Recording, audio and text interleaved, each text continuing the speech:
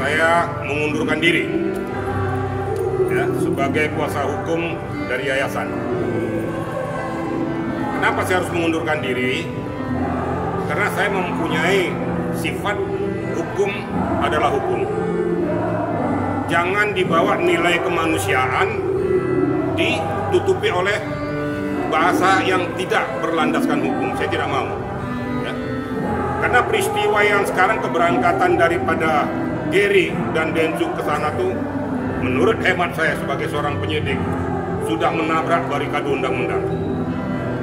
Karena pengumpulan donasi ya, yang diperuntukkan untuk pengobatan mata Agus. Kalaupun terjadi simpang siur, itu kan bisa dibicarakan. Kalaupun mau terjadi pengalihan daripada nilai uang tersebut, harus seizin daripada Agus. Karena pokok utamanya ke si Agus. Kalau memang tidak terjadi persesuaian, ada barikade selanjutnya, yaitu penetapan hukum lewat pengadilan. Itu pun harus menyertakan satu objek, yaitu Agus dan kuasa hukumnya. Yang kedua penyelenggara, Novi dan rombongannya. Yang ketiga Ben Sumargo. Yang keempat donatur. Yang perlu saya tekankan di sini masalah donatur. Ya. Donatur tidak bisa berbicara atas seseorang atau beberapa orang. Donatur harus berbicara atas nama mayoritas donatur dan dibubuhkan tanda tangan basah, tidak asal katanya-katanya. Jadi kalau tidak itu dilakukan, itu batal demi hukum. Kira-kira gitu. Jadi dengan peristiwa ini saya sudah ingatkan. Jadi biar tahu kenapa alasan saya mengundurkan diri ya. Saya sudah ingatkan, silakan. Saya ini mantan Kapolda NTT. Saya sangat senang, bahagia terjadi pengalihan itu. Tapi ada mekanisme. Mekanisme hukum yang tidak boleh ditabrak. Dengan mengalihkan itu tanpa seizin, sepengetahuan daripada Agus, sudah jelas-jelas cacat hukum. Itu nggak boleh, itu pidana murni, penggelapan. Nah, kalau seandainya saya tetap di yayasan yang sekarang ditangani Gary, saya akan diketahui oleh para pengacara dan diketahui oleh seluruh adik-adik saya, junior saya, penyidik-penyidik di Mabes Polri. Saya mantan Karwasidik, maka saya bilang saya taat hukum, taat azas, lebih baik saya mundur. Daripada nanti saya berada di sana, akhirnya harga diri saya, martabat saya jatuh. Karena udah jelas-jelas ini menabrak hukum. Kalau terjadi pelaporan telak, saya ngomongnya apa adanya gitu loh ya. Jadi jangan sampai kenapa Pak Riki itu mundur? Itu alasan saya. Saya tidak benci, tidak marah, dan saya sudah ingatkan. Sudah saya ingatkan loh ya. Jangan lakukan tindakan itu tindakan yang melanggar barikade hukum. Tapi tetap berangkat tadi pagi. Ya sudah. Saya berharap juga, saya mantan Kapolda NTT mengharapkan kepada Polda NTT mencermati nih. Ya.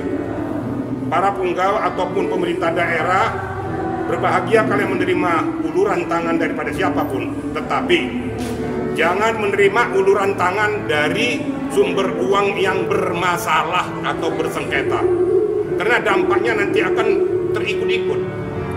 Saya pribadi siap untuk menjadi donatur juga.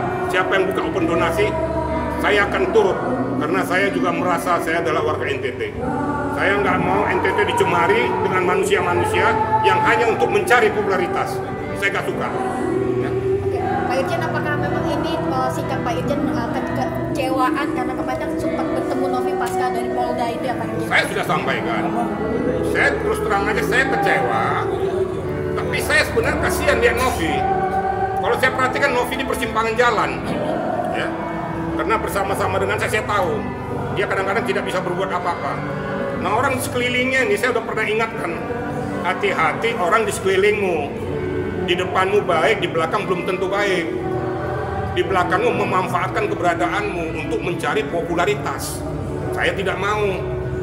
Saya ansi di depan rekan-rekan media kan selalu saya katakan, salah saya katakan salah, benar saya katakan benar. Saya nggak mau berpihak kemana-mana. Saya juga berpikir daripada saya berlama-lama di sana, untuk apa? Nggak ada untungnya sama saya.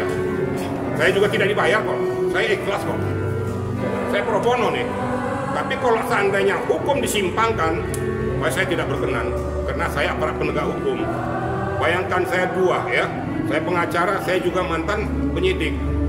Jadi saya nggak mau kalau ini disimpangkan, jadi cacat hukum. Kira-kira begitu, rekan-rekan. Berarti kemarin obrolan di pertemuan kemarin memang Novi menyampaikan rasa mungkin apa ya ketidaknyamanan atas uang donasi yang harus berpindah. Saya tahu apa yang di kepala Novi.